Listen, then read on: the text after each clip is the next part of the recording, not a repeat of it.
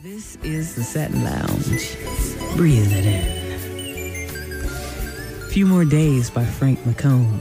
We're back with Pillow Talk with our special guest, Frank McComb and family. A Few More Days, Cupid's Arrow, Future, Love. There are so many beautiful songs that you're going to find on Frank McComb's Fan Favorites. It's a brand new 3 CD disc set that is available for you. Definitely a stocking stuffer. You also find in the living room. Yeah. Where is his live. But she said that so smooth. She's like, in the living room. Like, yeah, man. It's smooth, man. You know what? That was originally supposed to be the best of. Mm-hmm. But I ended up just going with this record the way it went. Yeah. Because, I kind of got tired of a lot of recordings that you hear out here being so perfect. Mm-hmm. Everything's so smooth. Right. Too clean. Edited, perfect polish. Yeah, it's just no humanity in the music. You don't feel it. So I remember, I actually reflected on a conversation I had with Marvin, who's the lead vocalist from the Dales. Okay. And I was just back in maybe 91.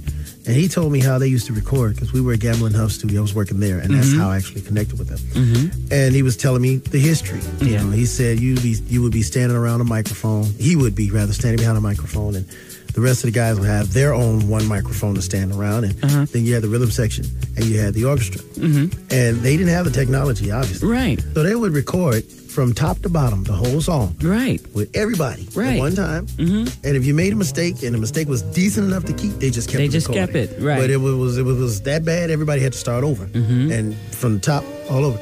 Well, that's what the living room was about. Right. I was going to do a best of, like an unplugged type of best of, re-sing the songs, whatever. But then it took a whole nother twist. Whole nother life. And I just said, I'm just going to put, these are like my own songs. I just do another live project. Yeah. It's a trio, piano, bass, drums, Robert Miller on drums, Anthony Crawford on bass. Look those guys up, especially Anthony. He's crazy. And I decided not to repair anything. Mm-hmm. We just cut from top to bottom in front of a small audience, and I made everybody feel like they were in my house, just watching us record. Exactly. Right. So we kept all the mistakes, vocal cracks, bad notes, everything. You can't get any more human than this record. And I did small bad edits purposely, because back then they recorded to tape. Okay. So if a song was too long, you splice the tape, cut that section out, put it back together, tape it, and you could hear the jump. Right. Well, I made a couple of those purposely. We just did edits, no overdubs. It's beautiful. Yeah. I listen to it often. It's the kind of music,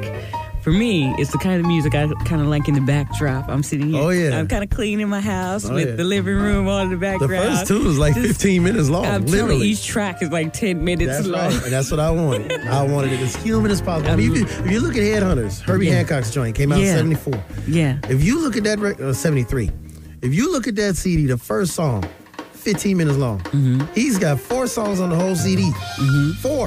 Just 4 songs. Well, on a record. 4 songs on a record. Album. So on the album. Yeah. On the album. Yes. And it's more time on a CD now. So, just fill it up with real music. And that's what we did. Real music is the important word here. It's authentic. It's authentic. It's from his spirit. You were in the moment with him in the living room. And it's also something you should add, a stocking stuffer. So I've mentioned in the last 5 minutes, the living room, fan favorites, Frank McComb.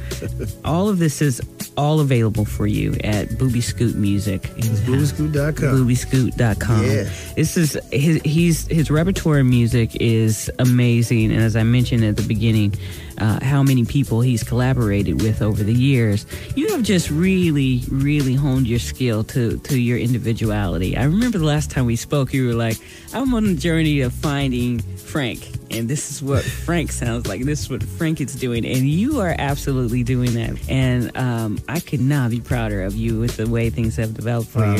Thank you. You are just all over the country. Have you been to his concerts yet? If you haven't, an opportunity is for you right now. You're touring with the living room, right? Yeah, all year. And you know what's funny? A lot of the shows that I performed earlier this year were in Europe.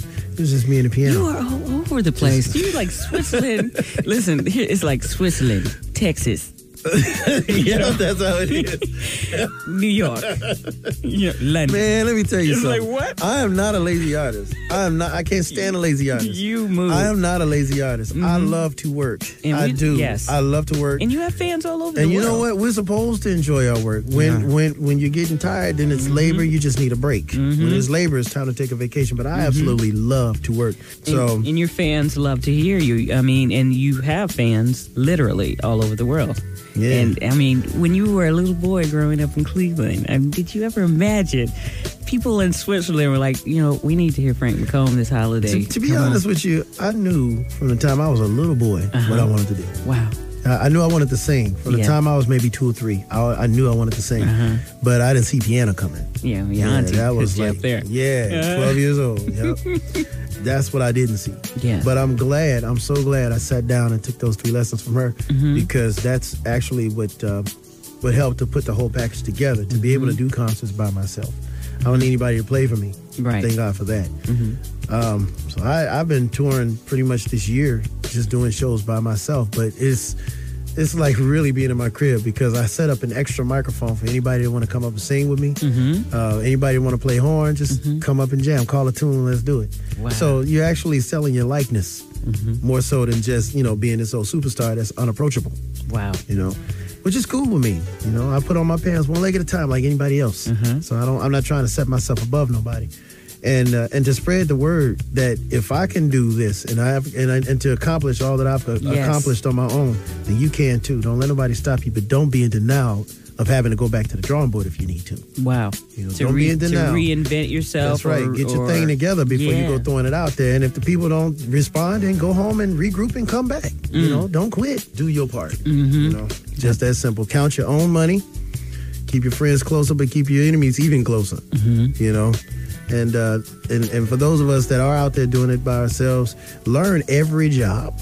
So when you have to let somebody go, you just roll your sleeves up, get in position, keep your ship afloat, and then, until you get the next person. That's right. It's not easy doing it on your own. It is not. For me, you got to be anointed to do it because, a lot of people ask me, how is it that you are able to manage yourself, book yourself, blah, blah, blah. That's because I've been on the other side of that already. Yeah. I spent the same amount of time calling the record companies, asking them, how come you're not pushing my stuff? So it's the flip side of things. Keep looking at the cup half full and get some help if you need it. Get your family. Like, for example, I put my daughter to work. There's a CD idea called A New Beginning. She designed the cover. I love that. Everything cover. On that cover. It's got the clock on it. Everything on that cover means something. She came up with the concept. It's crazy. It's so crazy. She designed that cover and brought it to me and showed it. She said, just give me some pictures. I'll do the rest. Just give me pictures. I'll do the rest. And she came back with this hot cover. Everything meant something. And if we got a few minutes, I just want to describe it. Just tell you what it is, because it's gotten me many interviews. Just the cover alone. So I would have to explain to people what it means. Like, for example, let me see. I got it here.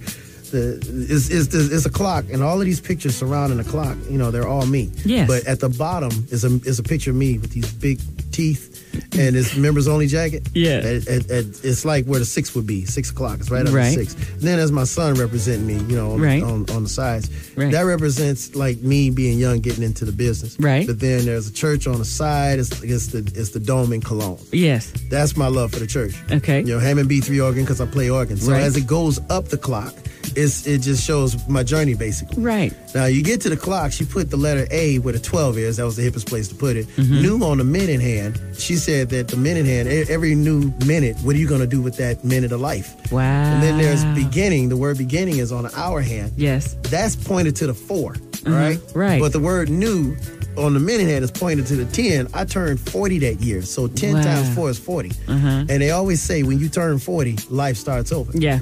Which I can agree now that I'm 42, because in your 20s you make all the mistakes. In the 30s you pay for them, and in your 40s you just don't give a damn no more. Right. So, this, and my daughter came up with this. She came up with this whole concept. Wow. So this is a talented.